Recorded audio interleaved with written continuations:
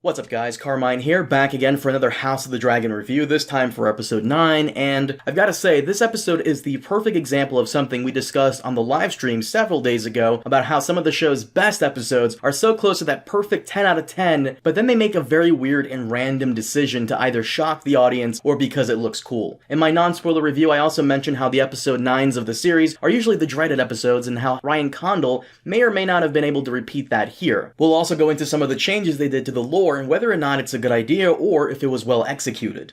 Let's get into it. Before that, this video is brought to you by Atlas VPN, the fantastic service designed with privacy and security in mind. Not only does Atlas VPN keep you protected while browsing and shopping online, its blazing fast speeds and easy-to-use interface allow you to use the internet with confidence by protecting your IP from nasty scammers. They even have an Apple and Android app for on-the-go protection. And if you're like me and you want to catch the latest episode of Better Call Saul, but it's not available in your country, that's okay, because with Atlas you can switch on over to Netflix from the UK and catch up on the latest episodes. It even works with Hulu and HBO too, and now that Game of Thrones is back with House of the Dragon, this is a perfect opportunity you can't miss out on. Right now, they're running a huge discount, and if you use my link in the description below, you can get 82% off a 3-year plan plus 3 months for free. That's little more than a cup of coffee a day for your peace of mind. Once again, definitely check out Atlas VPN and be sure to head on over to the description below and use my link to get 82% off a 3-year plan plus 3 months for free. Thank you, Atlas.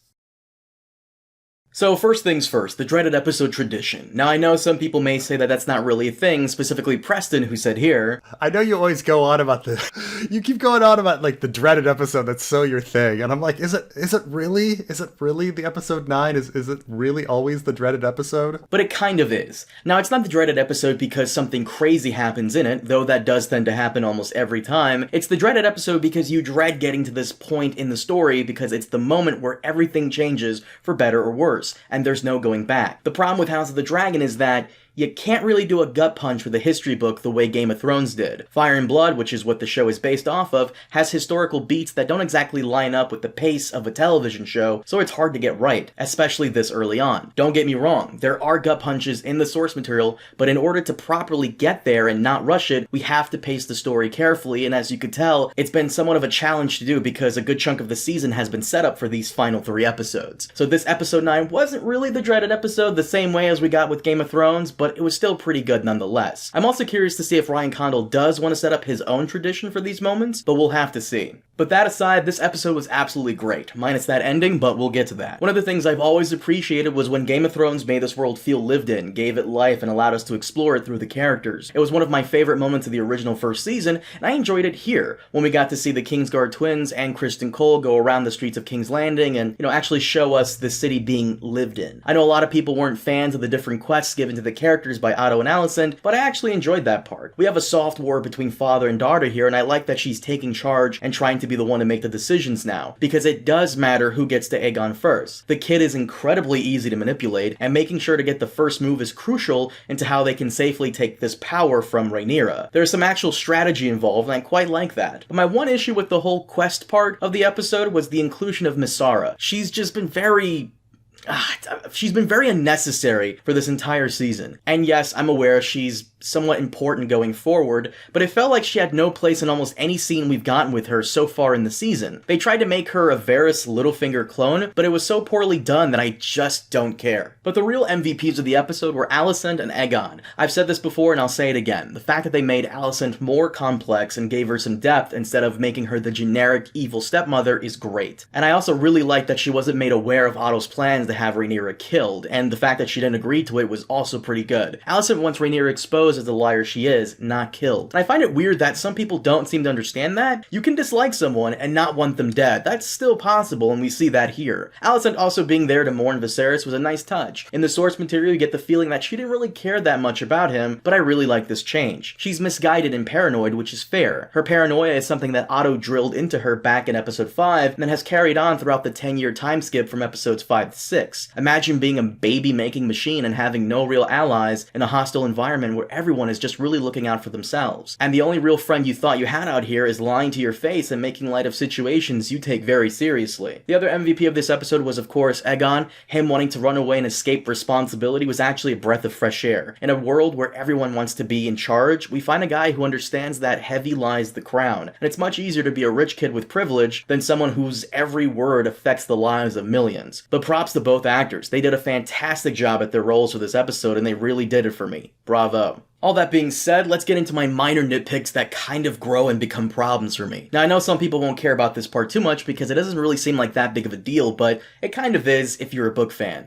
Criston Cole's king-making speech. It's not here. In fact, they really changed Criston Cole from a player in the game to Alicent's errand boy. So for those of you who don't know, in the books, after Viserys dies, everyone in the small council, minus Beesbury, go into overdrive on removing Rhaenyra as heir. Criston Cole is actually one of the biggest proponents of this, saying that Rhaenyra is not fit, and that as she ascends the throne, then the Red Keep will be a place for deviants and worse. He's actually a participant in this conspiracy, and in the show, he's just there to back up Alicent. The only reason he kills Beesbury in the show is because the guy kind of implied that Alicent may have killed the king. In the books, he does it because, well, if you're not with us, then you're against us. Once again, I know some people won't care because they hate Criston already, and this extra addition wouldn't really mean much for them, but it is weird that they change him from being an active player in the game to a nice guy side character whose only purpose is to run errands for Alicent. He's supposed to be the kingmaker, but now he's just the king crowner. The other problem I had with the episode was the ending, that Rhaenys thing. Initially, my problem with it is that it lasts way too long. All the characters just stare up at her like they're watching fireworks, and I'm really just waiting for the episode to end. But once you start rewatching it, you start to notice a few weird moments. For example, we're at the dragon pit. Why aren't there dragon keepers standing guard so one of the small folk doesn't accidentally wander in there? And why is there only one entrance in the whole arena? You'd think there would be at least a back entrance for,